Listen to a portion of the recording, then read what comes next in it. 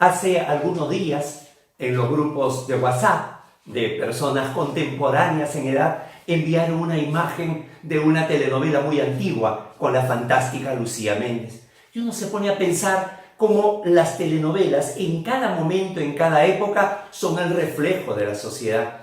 Las novelas de la década del 70, por ejemplo, eran novelas que eran casi monotemáticas y centraban solamente la historia en los protagonistas hasta terminar el matrimonio. Los besos eran besos muy leves, hasta tímidos. Y finalmente el fondo musical siempre era un fondo musical de gran romanticismo. Inclusive la canción Piel de Ángel de Camilo VI fue vetada por considerarse un panegírico al adulterio.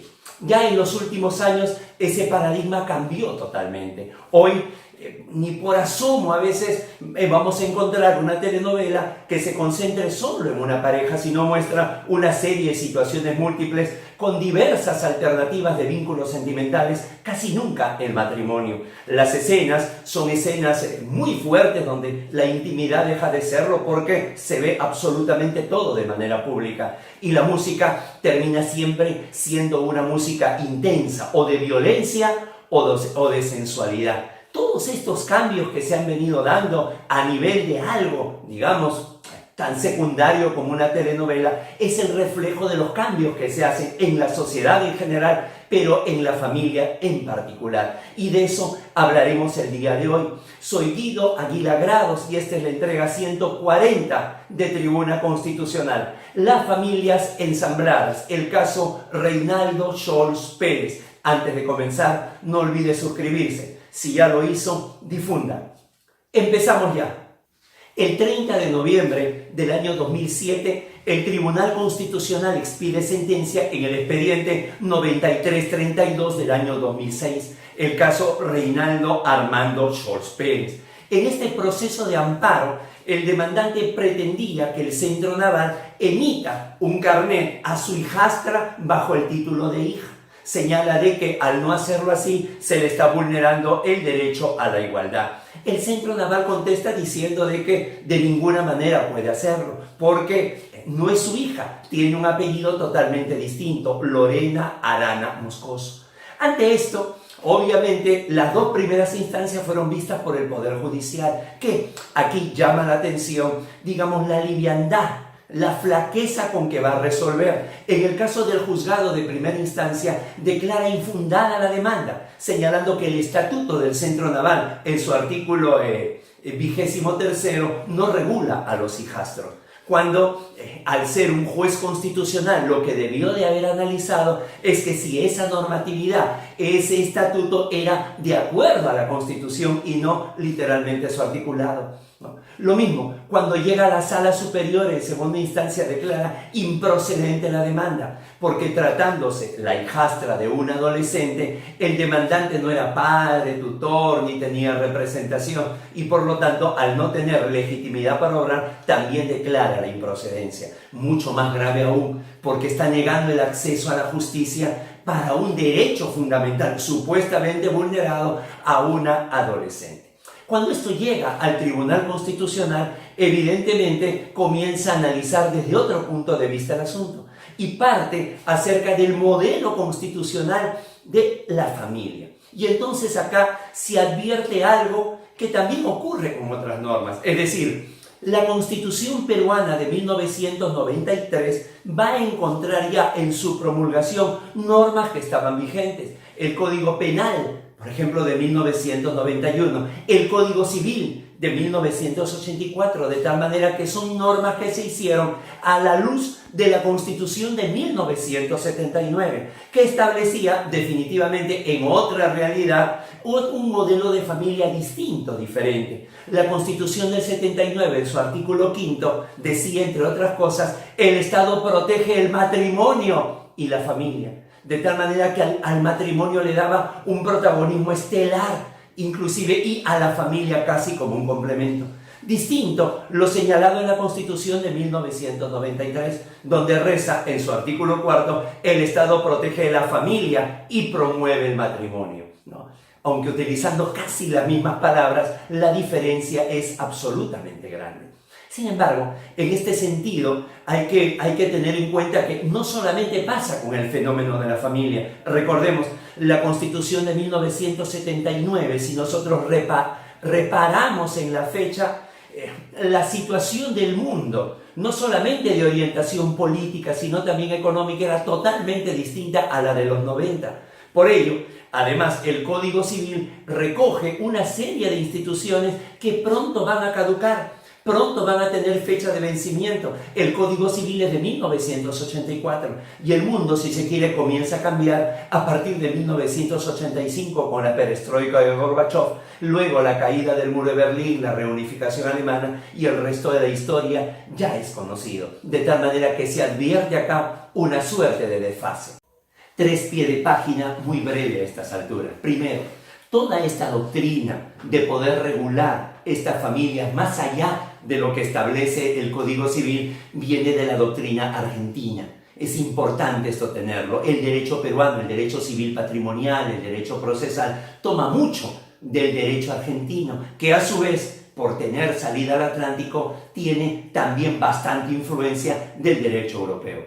En segundo lugar, hay que entender que en el Perú el sentido de familia va más allá de lo jurídico. No es estrictamente lo jurídico, es decir, la línea recta, ascendente hasta el tatarabuelo, descendente hasta el tataranieto, y en la línea colateral hasta el primo. No, va mucho más allá.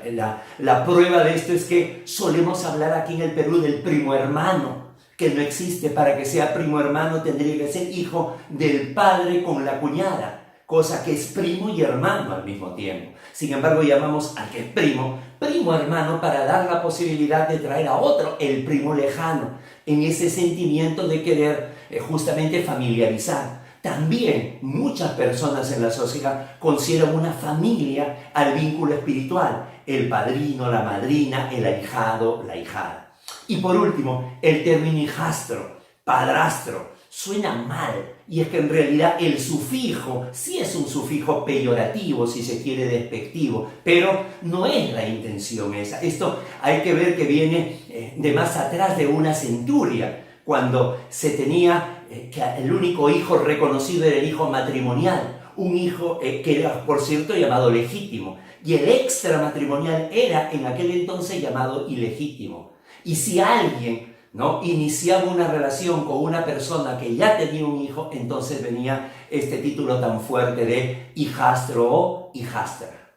Antes de poder resolver en la sentencia, lo que hace el Tribunal Constitucional es establecer su bloque de constitucionalidad. Va más allá, el bloque de convencionalidad, es decir, no solamente menciona a la Constitución Política del Perú en su artículo 4, sino también va a la Declaración Universal de los Derechos Humanos en su artículo 16. También recurre al Pacto de Derechos Civiles y Políticos en su artículo 23, para terminar con la misma Convención Interamericana de Derechos Humanos en el artículo 17. Finalmente, ¿qué cosa es lo que dice? Refiriéndose a la adolescente en cuestión, que justamente existe el derecho a la familia, a pertenecer a una familia, y que, siendo la familia un elemento natural del Estado, tiene que ser protegido por la sociedad y por su normatividad.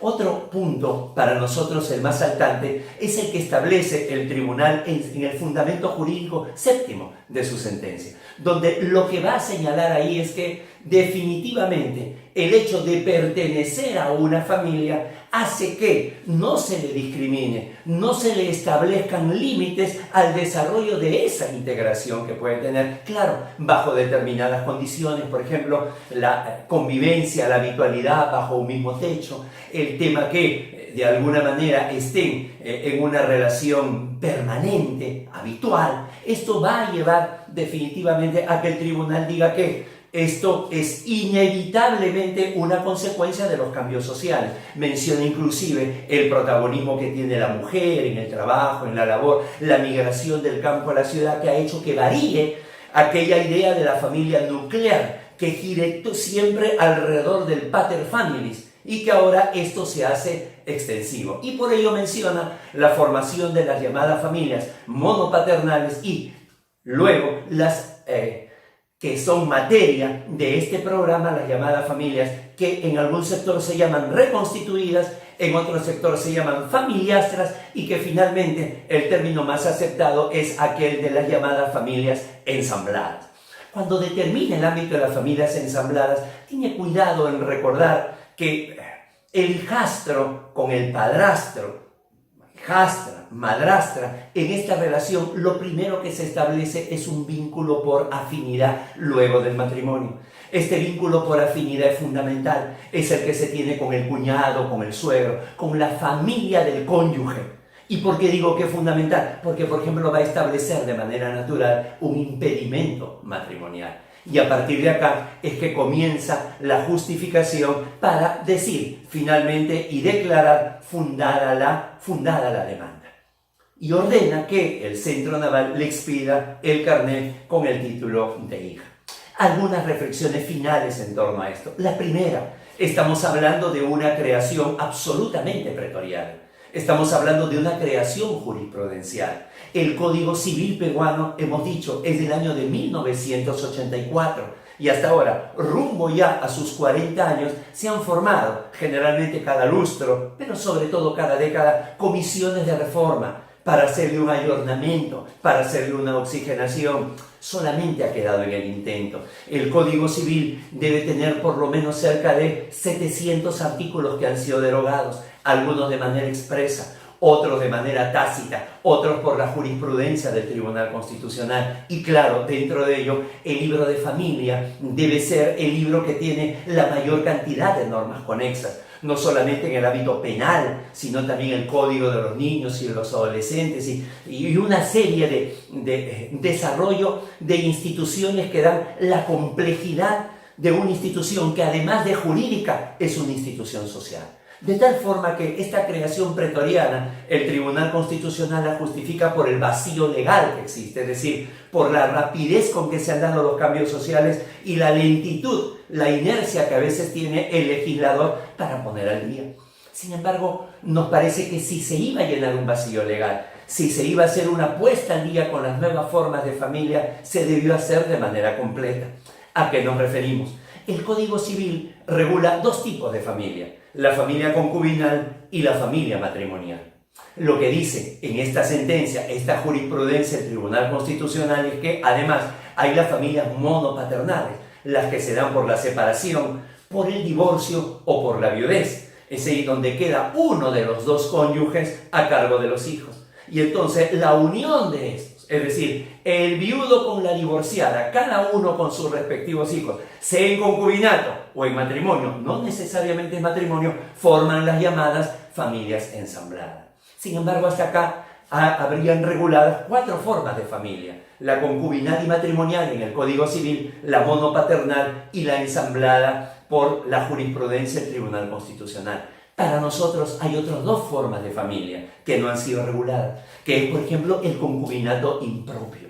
Alguien me dice: oye Guido, pero esa es una irregularidad. Es cierto, es una irregularidad porque hay uno de los dos que tiene impedimento matrimonial, o ambos. Sin embargo, pensando en el interés superior del niño, que ha sido lo fundamental para esta sentencia, en rigor, el interés del adolescente, pensamos de que un hijo o una hija nacida dentro de un concubinato impropio, cuando se le pregunte ¿a qué familia perteneces?, entonces va a quedar en mudez, y no es así. Hasta lo más irregular en el derecho, que son los delitos, tienen un nomen juris, tienen una regulación, claro, que frenen mientras se mantenga esa irregularidad los derechos patrimoniales entre ellos, pero debe ser reconocido. Y también hay otro tipo de familia que definitivamente no se da con frecuencia, pero existe. Y creemos que para eso está el derecho, para regular. Son las llamadas familias paralelas, ¿no? Se dan en circunstancias donde uno de los cónyuges trabaja en el interior del país de lunes a viernes y, digamos, está aquí en Lima los sábados y domingos. Y aquí en Lima, que es, digamos, su domicilio que está registrado, tiene cónyuge e hijos. Pero durante la semana que esté en el interior del país, digamos, su domicilio laboral, puede iniciar una relación. en esa relación puede tener hijos. Entonces a ello se llama la familia paralela, que insisto, tampoco se hace una apología de que esto debe hacerse, pero debe ser regulado por el derecho. Por último, para finalizar, estas creaciones que se hacen vía jurisprudencial tranquilamente podrían haberse planteado en la sentencia esta posibilidad para que sea reformado el Código Civil, darle al Congreso para que lo reforme con un determinado plazo. No, muchos me dicen, no, está muy bien, Guido, que esto sea regularizado, está reflejando la sociedad, sí, pero también es importante tanto el objetivo como el procedimiento para que se haga, es decir, tanto la meta como el método que se utilice para llegar a él. Y de esta forma hemos llegado al final de la presente entrega. Insistimos, suscríbase si usted pertenece a un grupo de WhatsApp con gente que puede interesarle estos temas, compártanlo. Han sido todos muy amables. Con su permiso.